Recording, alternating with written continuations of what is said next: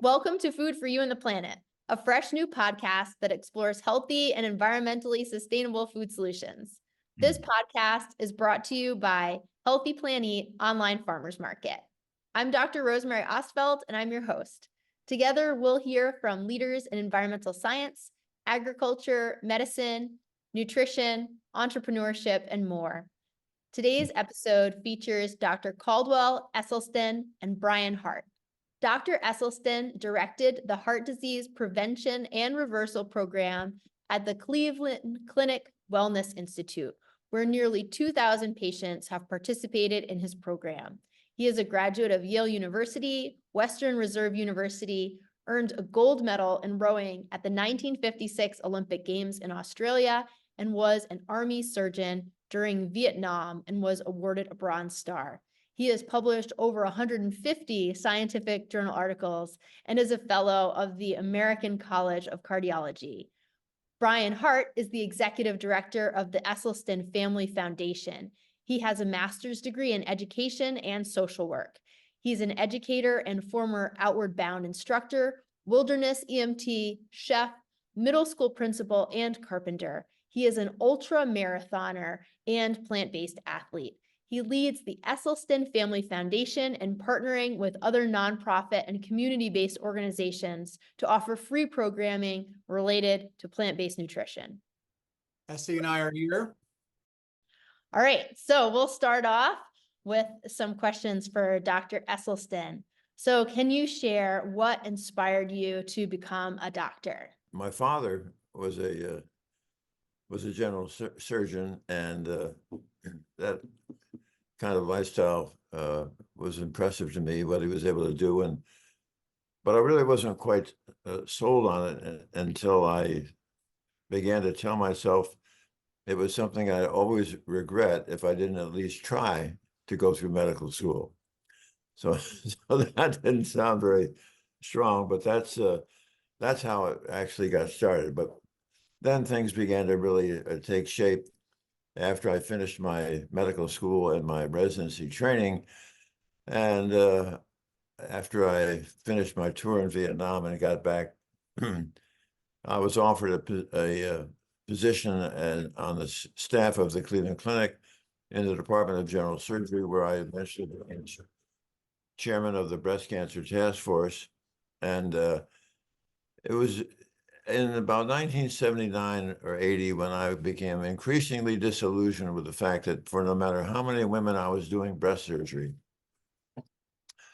I was doing absolutely nothing for the next unsuspecting victim, which led me to do a bit of global research. And it was quite profound to recognize that there were multiple cultures where breast cancer rates were 30 and 40 times less frequent than in the United States. And that actually eventually led to my getting interested in nutrition, which brings me with you today. Can you share what your career was like as the director of the Heart Disease Reversal Program at the Cleveland Clinic? Actually, it was at the Cleveland Clinic Wellness Institute. There's quite a distinction there. Okay. At the Wellness Institute was where I mostly was doing that. And it was consisting of really educating patients with heart disease. Because you see, we've known for many decades that there were multiple cultures on the planet Earth where cardiovascular disease was virtually non-existent. And yet, in this country, sadly, and this is a bit of a dark, a black eye for the medical profession in this country, and that is that we've never taken that information about how those countries who never had heart disease were able to make that happen. And because presently here in this country, we treat heart disease with drugs and stents and bypass operations, which have absolutely nothing whatsoever to do with the causation of the illness. And at our seminar, what we would do is we taught the patients exactly how they would be able to embrace the cause of their disease, how they created their disease by destroying the delicate innermost lining of their artery through certain foods that are typical of the American and European diet. So what physical state were many of the patients in prior to participating in your program? Yeah, that's a good question. They range from those who are just wanting to be careful because they've had a strong family history. And then there are those that have any range of disease, from having just mild chest pain or angina, which is mild, to those who've had multiple procedures, bypass operations, and they've had stents. So there's a whole range there. But the exciting thing is that the therapy is almost the same for all of them. Namely, get them to understand that never, ever, ever again must they put through their lips a single morsel that is going to further injure an already train-wrecked endothelium, because then the endothelium can recover and make enough nitric oxide so we can not only halt disease progression, but we often see elements of disease reversal. Can you describe the program the patients participated in? The program consists, it's about a 5.5 hour single day program. I get about 3 hours to discuss the background and the science. And Ann has an hour and a half to really define what is so important, namely plant food acquisition and preparation. Then we often will have a testimonial too from a patient who's been through the program. Then Brian Hart, who you see sitting next to me, has an excellent program on food architecture that helps define how you can really make wonderful food even more wonderful. And then we have a chance to have a sort of an open forum where we have a chat room, and that takes us to 5.5 hours. But since I'm a little bit old-fashioned, let's say we have 25 or 30 patients once every month or month and a half. I'm old-fashioned enough that I personally insist on calling everyone who's going to be attending, usually a couple of weeks beforehand, so that I can get my arms around their story, and at the same time permit them to ask questions of me, so that coming to the seminar, we have a strong sort of foundation from which we can all benefit and move forward. So this is now, but when you were doing your study, what did you have the patients do? What was the part of the protocol for the study? So like, what did they have to do? They had to switch to a plant-based diet. Then you met with them how often when the patients were in your study? Oh, in the first study, I think Brian is referring to back, this is 1980, let's see, 85, 86. Now, this was really a new adventure for me, and I felt that the rock upon which this was most likely to flounder would be lack of patient compliance. And I decided to use the same mantra for my patients in this early study, with a mantra that I'd been using for my breast cancer patients. And this was something that I had learned actually years ago from a wonderful West Coast surgeon by the name of Bert Dunphy. And Bert used to say that patients with cancer are not afraid to suffer. Patients with cancer are not afraid to die. But patients with cancer are afraid of being abandoned by their family or by their physician. And so the first group of patients I was seeing in my office every 2 weeks, when we would check their cholesterol, their blood pressure, and I would go over every single morsel they had eaten in that 2 weeks. By the time it was up to a month, excuse me, after about a year, I got a little bit bolder, and I began seeing them once a month instead of every 2 weeks. And after 10 years on the study, they were almost on autopilot. So I stretched it out to see them quarterly. And most cardiologists see their patients once or twice a year. And at the end of 12 years, we then sort of ended the study and wrote it up, because that was, at that point, the longest study of its type that was in the medical literature. And what was exciting about it is that we began to see these patients all who were compliant either halt their disease progression, and often we would see striking examples of disease reversal. Yeah. So what were some of the details of those health outcomes? Like what were some of the worst case scenarios and how did you see them transform through doing your program? Well, the exciting thing for many patients who have mild chest pain and angina, and let's say that they get that after they walk 2 blocks. Well, as soon as they started the study, often within 4, 6, 8, or 10 days, they found that there was the angina, the chest pain was markedly diminished, or it had disappeared, which was the most gratifying. There are other patients who may not be symptomatic at the time, but they have a rather severe family history, or they've also had let's say they've already had 6 or 8 stents that have been put in. Wow. And they want to have the disease progress. Well, obviously they can be very motivated. The whole thing is I find is so key. If you're going to have patients make this transition, 2 things are important. One, you have to show a patient respect. The only way to show a patient respect is to give them your time. And so that's why instead of giving a patient 10 or 15 minutes in the office, what the single interview that I have with them is usually 45 minutes. And then in addition to that, they get 5.5 hours in our seminar. So they've either, if they've got a brain in their head, they now understand the reason they have their disease is they've lost their nitric oxide production from their endothelial cells. Could you talk maybe a little bit more about that? Like some of the like reasons why people get heart disease and how these types of lifestyle changes help them. The reason that they get their disease is progressively the Western diet of oil, dairy, sugar, all right, meat, all those animal proteins, meat, fish, chicken, fowl, turkey, and eggs.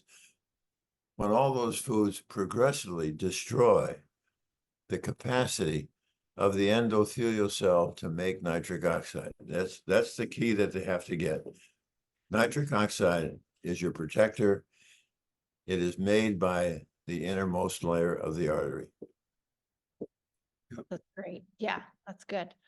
How many patients have you helped overcome these health challenges using your program? Well, we probably, last we tabulated, it was just under 2,000. Wow. And the Esselstyn Foundation that we formed, 5 or 6 years ago, I mean, every year, for instance, we keep track of like how many views we get on our YouTube videos and how many seminars we do. And so we're probably in the range of 100,000 people a year that at least tap into our information in some form or fashion. So that's a really exciting number as this, slowly but surely we're getting the message out there. What are some further studies or reports that people could read to learn more about this if they wanted to like start to explore and maybe see some of your studies? And yeah, I think that we reviewed and wrote up in the Journal of Family Practice a study of some of the 200 of our patients back in 2014. And that it really, I think, gives you a very thorough awareness of how effective this can be and how it's implemented. All of Dr. Esselstyn's studies are on our website, Esselstyn Family Foundation .org. And so if you just go to that website and click on resources, you'll see all of his studies there, all of our weekly newsletters, which go out, which are, again, like great resource for people answering a lot of kind of frequently asked questions. And also, I don't know if you know, but there was a new study that came out this year, a twin study that looked at vegan diets. Well, that was great. Which again, confirmed that a vegan diet does have a significant effect on people. And the beauty of a twins diet, as you know, is that you're looking at people, you're being able to limit those variables down to people with very similar DNA structures and having them eat different diets. And they found that the plant-based diet performed quite well. You know, while we're on this, I'd like to mention that one of the ways that people are frequently misled, often by physicians themselves, they talk about a thing called the Mediterranean diet. And the problem with this, the Mediterranean diet can actually slow the rate of disease progression. But that's not the goal. The goal is not to have your heart attack 2 or 3 years later. The idea is to never have to have your heart attack or your stroke. And that's why I think it's so key to people understand there's really only been one diet that we're aware of that has ever shown the ability to halt and reverse heart disease, and that's whole food, plant-based nutrition.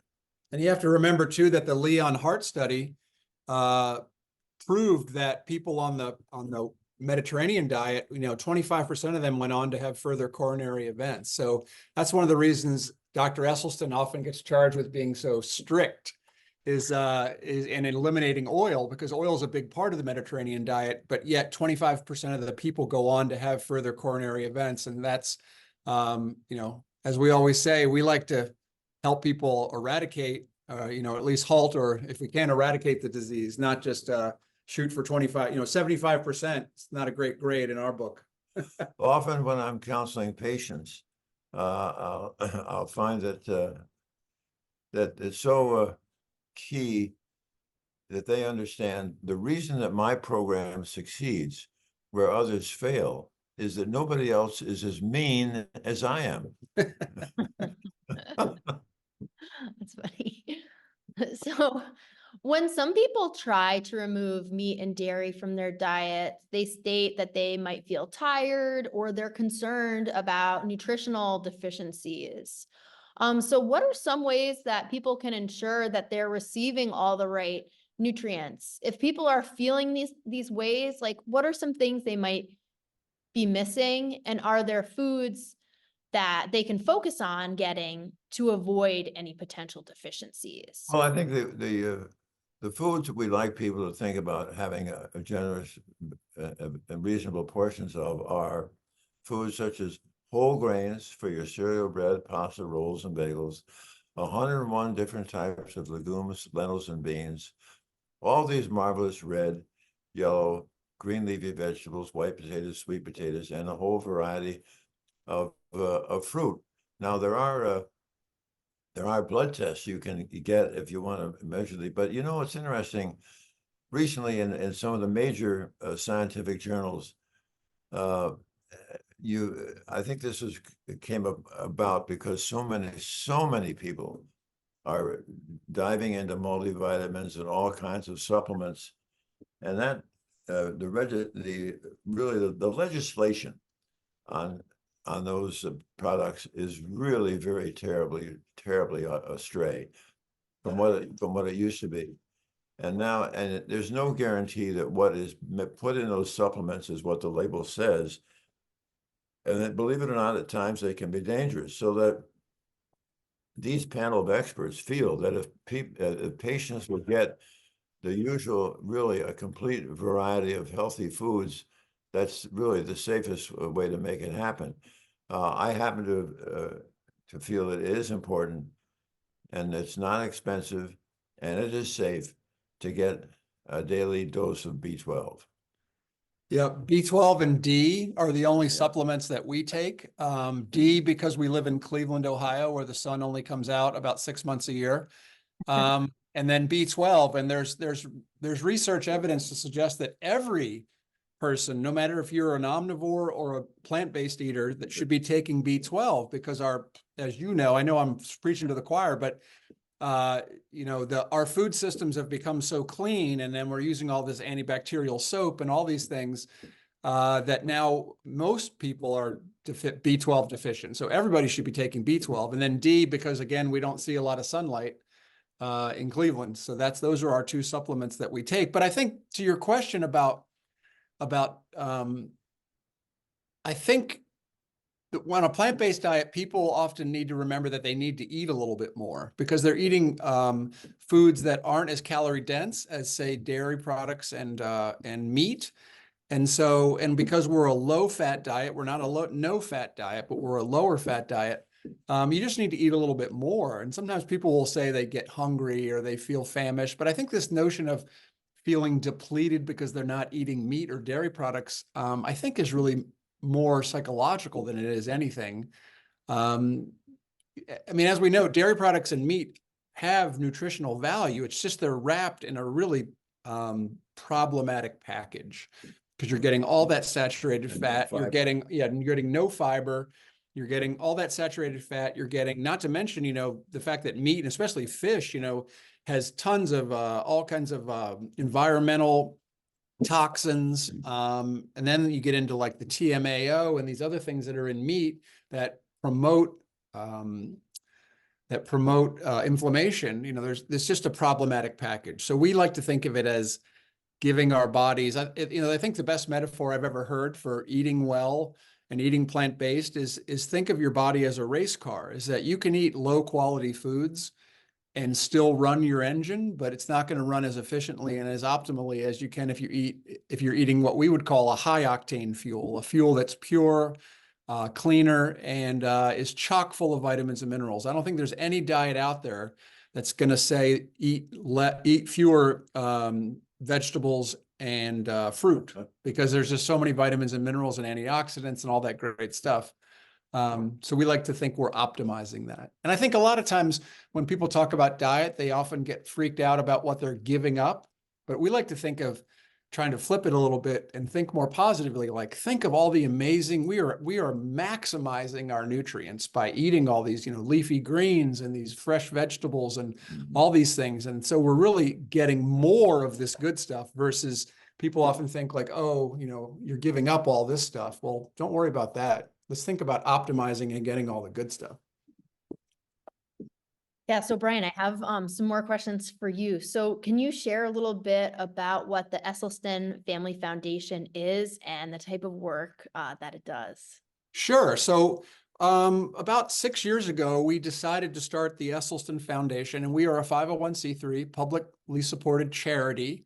We're not a family foundation that gives money away. We're an educational organization that's supported by donations, and we give all of our programming away free of charge. We partner with existing nonprofits all over the country and the world, to be honest, because we do partner with organizations in Australia, Africa, Europe, and we essentially we want this information to be available to anybody. You don't have to pay any money to go to an expensive retreat. You don't have to shop at Whole Foods. You don't have to be able to afford fancy cookbooks. We want it to be available to everyone. And we really like to partner with organizations that are doing community outreach and to get this information out to people who really, couldn't necessarily afford what we would say would be, I think there's a little bit of a myth out there that eating plant-based is something expensive. And sorry, it's my mother-in-law's cell phone going off. And so we wanted it to make sure it was free. And so we especially love partnering with schools and universities and hospitals. We really love working with medical students and medical residents. And we are a current initiative right now, last year and this year, is working with nurses. So we've partnered with we're trying to work with the American Nurses Association, Cleveland Clinic nurses.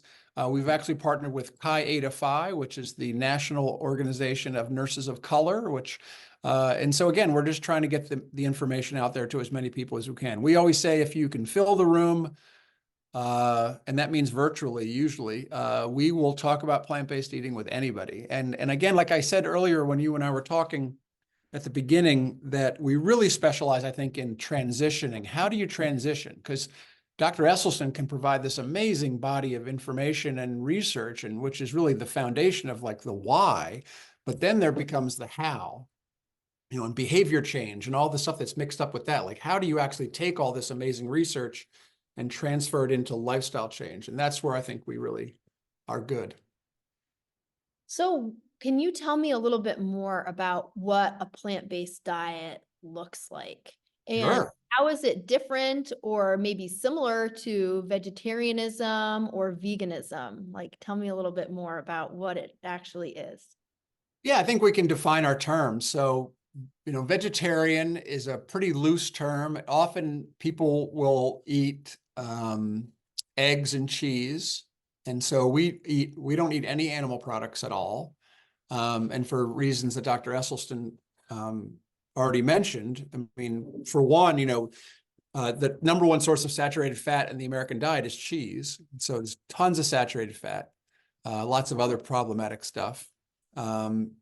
Meat, we've covered a little bit, but eggs, eggs are super high in cholesterol, and oil, of course, which is again empty calories, about 120 calories per serving, per tablespoon, and oil damages endothelial function. And so we really are not fans of cooking oil because it just is adding calories that you don't need. And if you ever look at the bottle of a bottle of cooking oil, you'll notice there is zero nutritional value.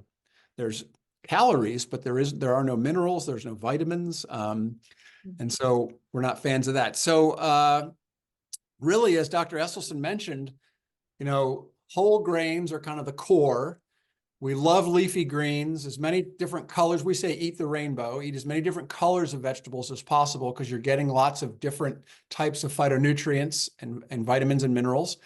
And then a legume, if you look at like Dan Buettner's work through the blue zones, one of the main similarities between all the blue zones in the world, these places where the highest concentrations of centenarians, is the consumption of legumes on a regular basis. And so for the fiber, also for they're very satiating, they fill you up. And so really a bowl that we eat each night might contain a whole grain, a legume, a bunch of as many types of vegetables as we can, but we especially love leafy greens. They're the powerhouse. And maybe a couple times a week, we might have tofu or tempeh, one of the soy-based meat substitutes. But that's really what we're eating. We're also not drinking our calories. We're big fans of water, tea, decaf coffee, because most Americans are taking in between 300 and 800 calories a day in liquid forms, and a lot of the people we work with are dealing with obesity issues, which is a national crisis at this point, and they're trying to lose a little bit of weight. And so that's really, in a nutshell, as my wife always jokes, you could take all of our books and all of Dr. Esselstyn's research and cook it down into some really basic ideas.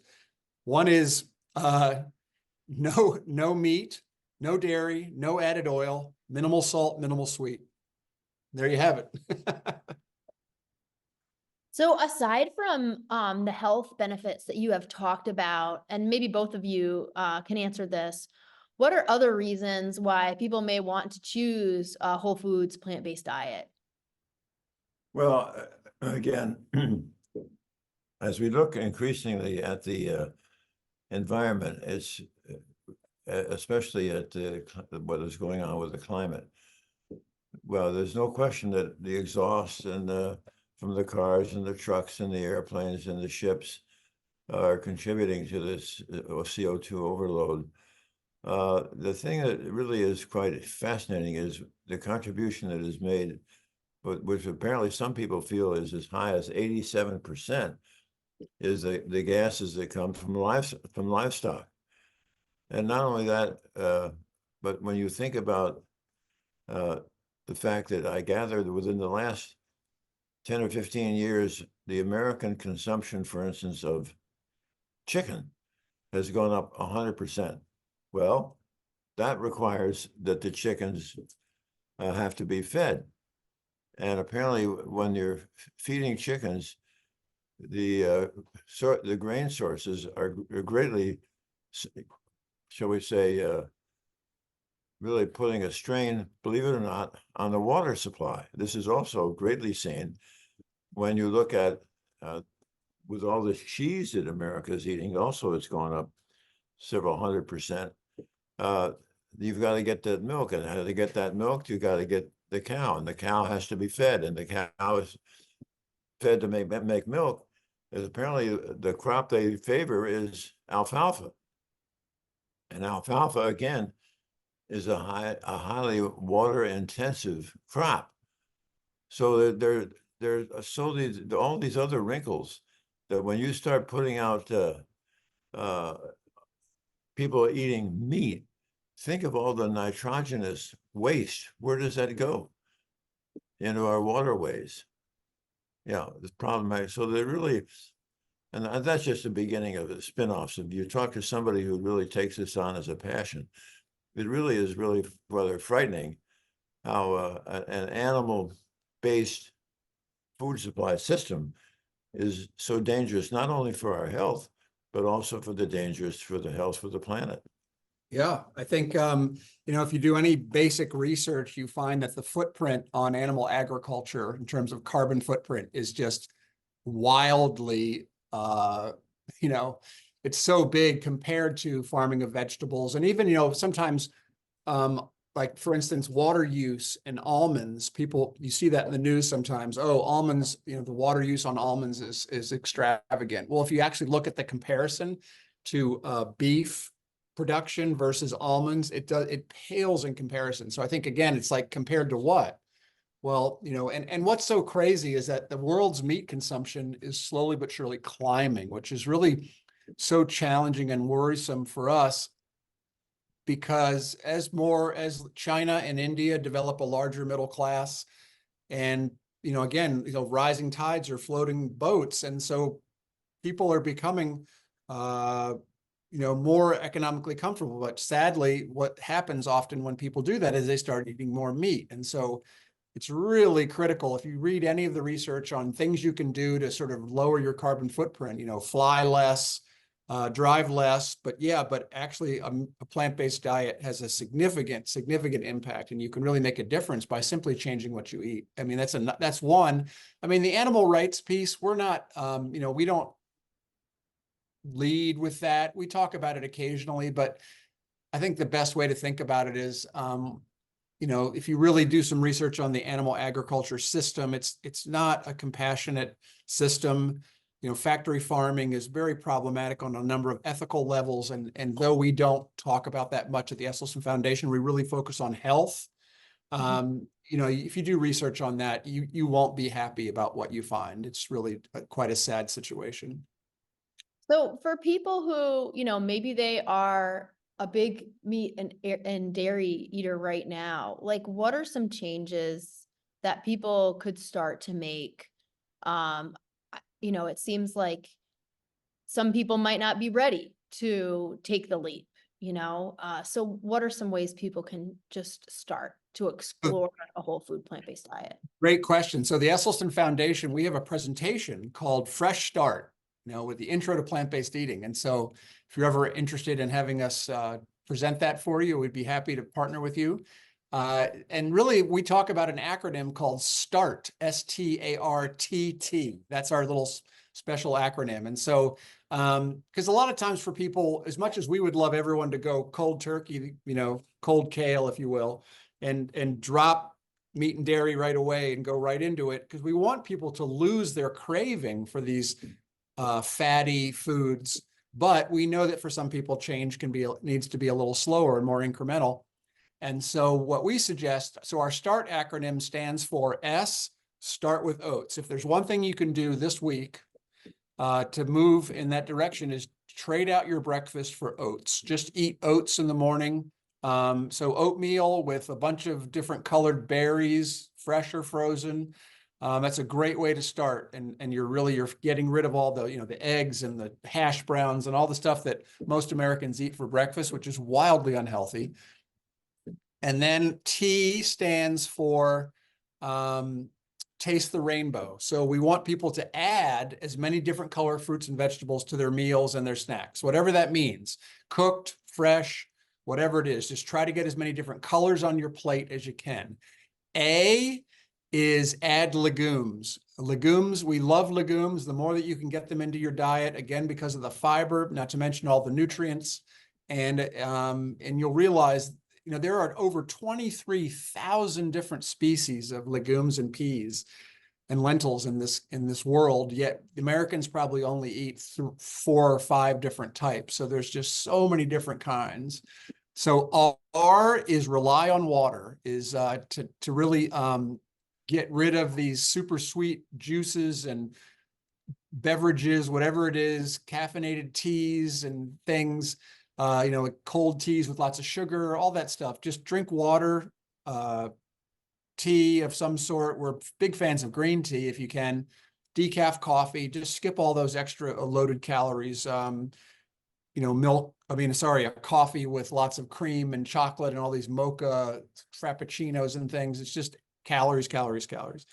Tea is trade out oil. We really don't want it. We really want to get rid of oil. And that's often quite hard for people because they're so used to, they always say, well, what do you cook with? It's like, well, we cook with water, or not even, you just heat up a pan and your vegetables will cook. It's not an issue. And then the last is trade out meat and dairy. So again, if you can start to eat either legumes or tofu, tempeh, some sort of meat substitute, and that's kind of our way to get started. And if you focus on those basic little changes, after a few weeks, you'll start to realize and get into a groove. But again, like step number one, just eat oats for breakfast. Try that. Excellent, Brian. I would just throw a little wrinkle on that, and that is in my patients who have come to me with heart disease, I really want them to make the change immediate, complete, and prompt. Let me just give, excuse me. Let me just give a little background. In the Korean conflict, when we autopsied those young GIs who died of combat at an average age of 20, 80% of them already had gross evidence of coronary artery disease, and that you could see without a microscope at that young age. That same study was then repeated 45 years later, this time looking at young women and men between the ages of 17 and 34 who had died of accidents, homicides, and suicides. And now coronary artery is ubiquitous. It's already there. So if you're over 17 years of age and you've been eating a typical Western diet, you already have a foundation for heart disease. So obviously it's kind of exciting to think that you can actually take control of all this. Now, as far as in my patients who are in the heart study, or with us because they have cardiovascular disease and they want to put an end to this, I try to explain to them that there is a wonderful study out of Philadelphia where when you look at what we call a program where you took 3 different sets of fat, and one at 34% fat, another group at 20% fat, another down around 11% where we are with our program. When you have those people make a complete change, one of those groups at the end of 12 weeks has now completely lost their craving for fat. And that group was the group at 11%. Why? Because we all have in our brains, we have receptors for fat and sugar. And what we're doing in that 12-week period is they're down regulating that receptor. And so if you try to ask patients to gradually make this transition, it's brutally hard because they continue to feed that receptor periodically throughout the week. And if you do that, then you're not going to lose that craving, and then you have recidivism and failure. That's why I told you I succeed, because nobody else is as mean as I am. I doubt that you're mean, but I think you're really helping people who have had, a disease that could potentially kill them. So it's, I think, tough love sounds like the right antidote in this situation. Is Ann actually around? I don't know if she's. Yes, Ann, you're needed. Yeah, and I know, Brian, that you're a chef too. So maybe just in these final minutes here together, maybe we could just talk a little bit about. I'm making a massive bowl of potato and restuffed potatoes with Can you say? kale in it. Oh, I wow. mean, it's amazing. Let's- We're having a lot of people for dinner. Oh, that'll be awesome.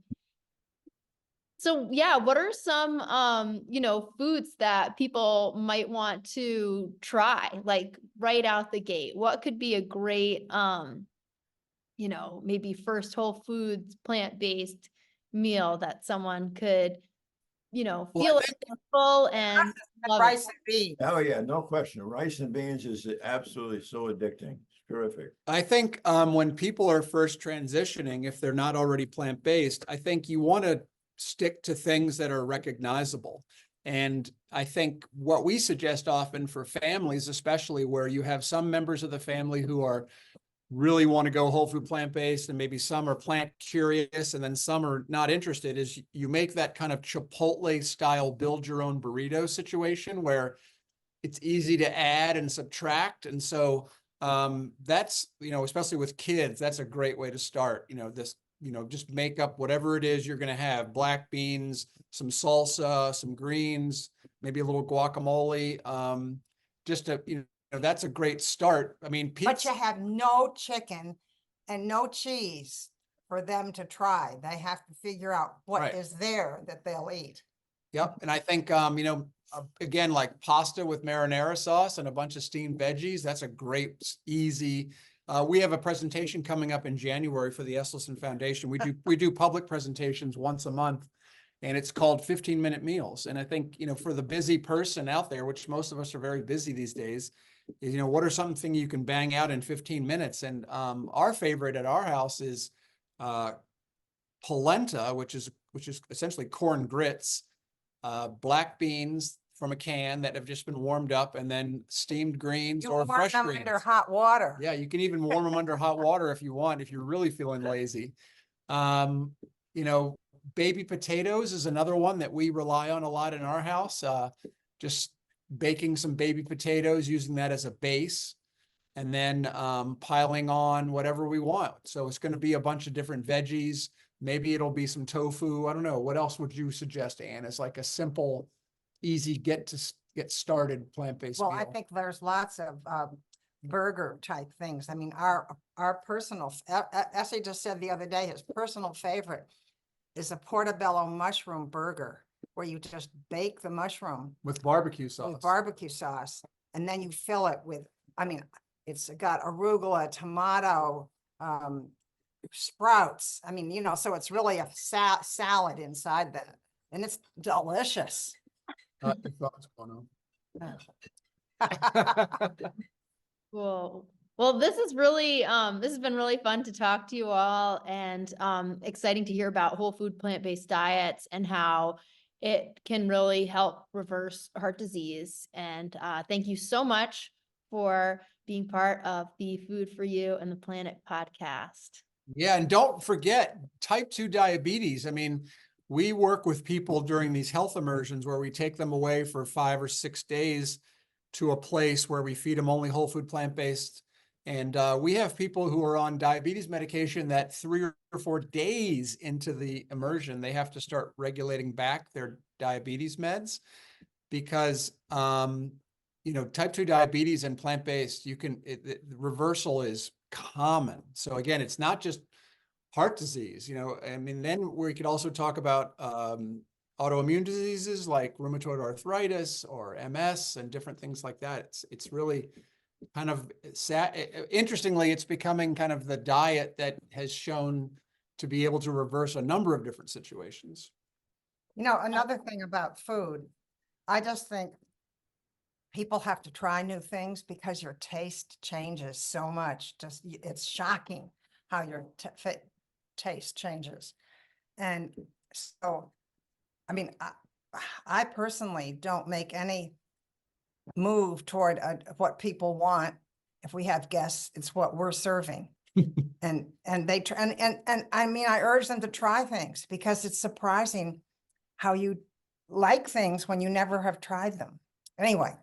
Rosemary, I want to say thank you. I think it's tremendous. What you're doing really gives me, I think, a great deal of hope that we are on the verge of what I call a seismic revolution in health in this country. And this seismic revolution is never going to come about through another drug, another stent, another bypass operation, but the seismic revolution will come about when we in the profession and yourselves are able to educate the public as to the lifestyle, most specifically nutritional literacy, that will empower them as the locus of control to absolutely halt chronic illness.